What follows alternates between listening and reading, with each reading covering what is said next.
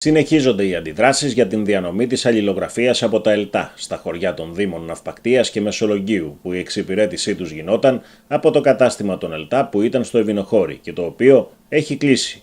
Οι ταχυδρομικοί διανομής πλέον μοιράζουν συγκεκριμένες ώρες την αλληλογραφία σε πλατείες και καταστήματα. Είναι το έγκλημα το μεγάλο που κάνανε. Είμαστε μεγάλοι άνθρωποι, δεν μπορούμε να πάμε μέσα στο Μεσολόγγι. Τώρα μας γράψαν μια ειδοποίηση ότι θα έρχονται κάθε Τετάρτη και Πέμπτη, δεν ξέρω τι μέρα. Περιμένουμε ένα γράμμα από το ΔΕΗ και ακόμα δεν έχει έρθει. Είναι πρόβλημα, ναι, δεν γίνεται. Δεν μπορούμε να κάνουμε τίποτα. Μη γράμματα να πάρουμε. Μέσα στον δρόμο. Λοιπόν, μας διάβονται όλη την μέρα και μέσα στον ίδιο τι έγινε.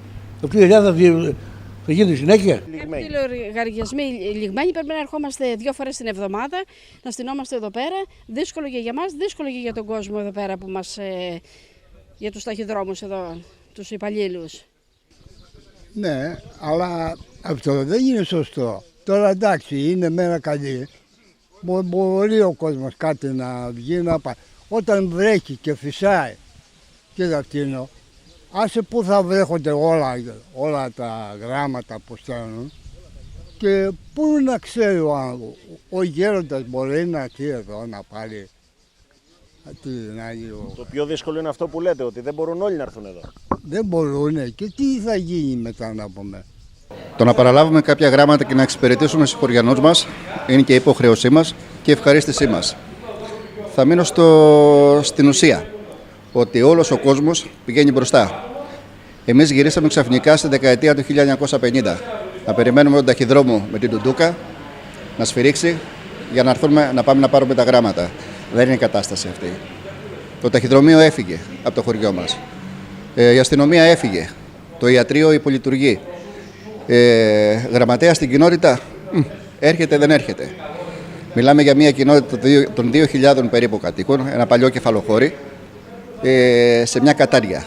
Όσο για το ταχυδρομείο, εξυπηρετούσε περίπου 8-9 κατοίκους. Δεν ήταν μοναχά για το Ευηνοχώρι. Είναι ο Αγιώργης, είναι ο Γαλατάς, είναι τα Ξηρέικα, είναι το Περιθώρι, είναι η Βασιλική, είναι το Τρίκορφο, είναι όλα αυτά τα χωριά που εξυπηρετούνταν από το ταχυδρομείο. Το ταχυδρομείο του Ευηνοχωρίου, που υπάρχει κτίριο, που στηγαζόταν αξιοπρεπέστατα και φρόντισαν να το πάρουν. Ποιος ο λόγος, δεν ξέρω. Ειλικρινά λυπάμαι για την κατάρια. Και πιστεύω ότι φταίμε με τις επιλογές μας. Χρόνια, είτε με το ποδήλατο, είτε με το γαϊδούρι, είτε με τα πόδια, ο ταχυδρόμος πήγαινε στα σπίτια και ήταν και περισσότερος κόσμος τότε, γιατί τώρα υπάρχει η υπογεννητικότητα και εξυπηρετούσε τον κόσμο. Σήμερα λοιπόν έχουν βάλει, είδατε και μόνοι σας στις πλατείες, βάλαν τον κόσμο στη σειρά, λες και θα πάρουν συσίτιο. Είναι απαράδεκτη η διοίκηση του ΕΛΤΑ Μεσολογγίου που βασανίζουν τον κόσμο και αποφασίσανε μέσα στο καλοκαίρι με 42 βαθμούς θερμοκρασία να παίρνουν τον κόσμο, τα γερόντια, τους εργαζόμενους, να αφήνουν τις δουλειές να δουν αν έχουν γράμμα. Είναι απαράδεκτοι, είναι ανίκανοι και αν δεν μπορούν να τα αποκριθούν στην κοινωνία να παραιτηθούν. Να παραιτηθούν τι οδούς και αριθμούς και οδούς στα χωριά, στις μικρές κοινωνίες. Τώρα τους έπιασε ο καημός. Πρέπει να ντρέπονται για αυτά τα πράγματα. Έκανε ο προηγούμενος υπάλληλος πήγαινε κανονικά και μοίραζε.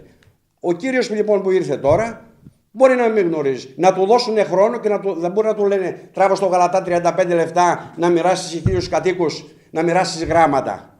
Πώς θα πάει σε 35, μήπως η κυρία Καζατζή, τη λένε οι προϊσταμένοι, αν δεν κάνω λάθος, λοιπόν θέλει να τον έχει και αυτόν, έχει 6 μέσα, να έχει άλλον έναν 7. Είναι πράγματα αυτά. Ντροπές πράγματα στην πλατεία μέσα στο καταμεσήμερο να μαζεύει τον κόσμο. Έχουν δουλειά, δεν έχουν, είναι άρρωστοι, δεν είναι άρρωστοι. Ναι, είπατε, να προσθέσω και αυτό που είπατε προηγουμένως, ότι για αριθμούς και οδούς. Και πότε ενημέρωσαν τα ΕΛΤΑ προς τους Δήμους και στις κοινότητες ότι ξέρετε θα πρέπει να μπει αυτό το πράγμα. Αυτό είναι χρονοβόρο. Δεν γίνεται ούτε σε 10 μέρες ούτε σε ένα μήνα. Αυτό το πράγμα να γίνουν οδοί και αριθμοί που λένε σήμερα το πετάξανε γιατί θέλουν να δικαιολογηθούν. Δεν υπάρχει κάτι άλλο. Έτσι. Είστε ένα από τα μεγαλύτερα χωριά του Δήμου. Όχι, δεν υπάρχει οδός. Υπάρχουν οδοί. Όχι, δεν υπάρχουν. Εδώ όλοι γνωριζόμαστε εδώ στον τόπο. Ο ταχυδρόμος, αν δεν ήξερε και κανέναν, γιατί απλά μπορεί να είναι και κάποιοι ξένοι που έχουν φτιάξει ένα σπίτι κλπ. Ρωτάγανε και μαθαίνανε και εξυπηρετούσαν. Τόσα χρόνια δεν είχαμε πρόβλημα. Τώρα παρουσιάστηκε. Τι ενέργειες θα κάνετε? Καταρχήν, εγώ από την πρώτη στιγμή έχω ενημερώσει τον Δήμαρχο Ναυπακτείας, που ο Δήμαρχος από ό,τι μου είπε θα φτάσει στα κεντρικά στην Αθήνα. Δεν γνωρίζω αυτή τη στιγμή τι έχει κάνει, δεν έχω ενημερωθεί ακόμα. Είχαμε μια συνάντηση στο Ευνοχώρι με τους προέδρους των γύρω χωριών. Από εκεί πέρα θα γίνει σίγουρα μια καταγγελία με όλους τους προέδρους, με όλα τα χωριά, τους εκπροσώπους όλων των χωριών, και θα πρέπει να πιέσουμε. Τη Δευτέρα θα επισκεφτώ και τον κύριο Μαυρομάτη, τον Αντιπεριφερειάρχη, για το λόγο αυτό, και θα πρέπει λοιπόν ακόμα και καταρχήν να σας πω κάτι, κύριε Δελιμάρη, με τι ενέργειες. Καταρχήν εδώ, με αυτό που θα προβάλλεται, θα έπρεπε να έχει παρέμβει ο εισαγγελέας. Δεν μπορεί να αφήνουν εκτεθειμένους ανθρώπους ηλικιωμένους. Εγώ λέω για τους ηλικιωμένους, από εκεί ξεκινάω πάντα. Γιατί όλοι λίγο πολύ υπάρχουν προβλήματα υγείας. Να παρέμβει ο εισαγγελέας, να σου πει: εδώ κυρία μου, τι κάνεις εκεί? Τι κάνεις εκεί? Με 42 και 43 εδώ σταματάνε από τις δουλειές, να μην βγαίνουν έξω, να πάνε στα σπίτια τους, να μην πάθουν τίποτα, αρρωστήσει ο κόσμος από τις θερμοκρασίες τις μεγάλες ενέργειες.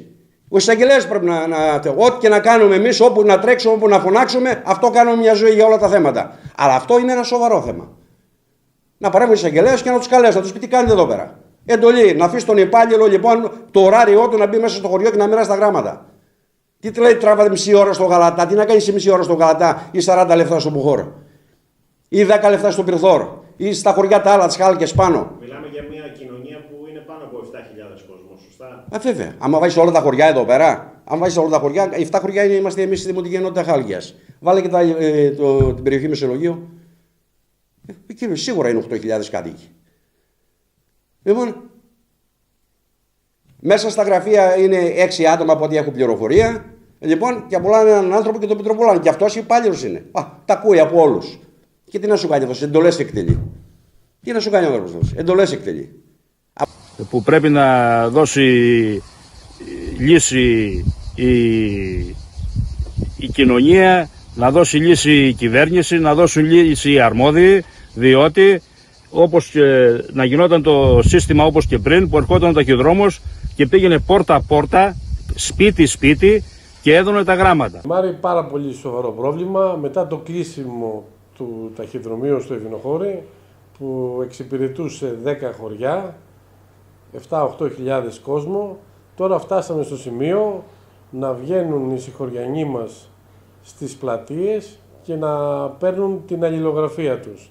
Όπως ξέρετε, είμαστε ένα χωριό που το 90% ασχολείται με γεωργία και κτηνοτροφία και δεν μπορεί ο κάθε χωριανός να βγαίνει 9 η ώρα στην πλατεία, να φεύγει από τα χωράφια και να βγαίνει στην πλατεία για να δει αν έχει γράμμα ή αλληλογραφία. Κάναμε την Τρίτη ένα τοπικό συμβούλιο εδώ στην κοινότητα, με παρουσία και του Προέδρου του Γαλατά Λευτέρη Μπαλωμένου, του Περιθωρίου του Γιώργου του Δαδάνη και του Αγίου Γεωργίου του Δημήτρου Μπαλασκόνη.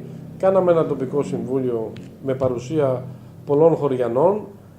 Φτιάξαμε μια επιστολή διαμαρτυρίας, η οποία θα πάει προς τους βουλευτές, δημάρχους, τον Αντιπεριφερειάρχη, την Περιφέρεια, να βοηθήσουν και αυτοί, ώστε να μπορέσει ο κόσμος να εξυπηρετηθεί και να μην γυρίζουμε χρόνια πίσω και να παίρνουν την αλληλογραφία στις πλατείες και στα καφενεία.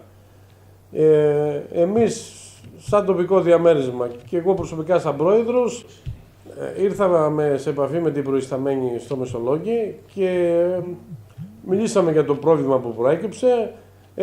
Αυτοί λένε τα δικά τους. Ένα παράδειγμα, το χωριό εδώ, το Ευνοχώρι, το έχουν από τη Στατιστική Υπηρεσία το 21 με 246 σπίτια και το Ευνοχώρι έχει πάνω από 700 σπίτια.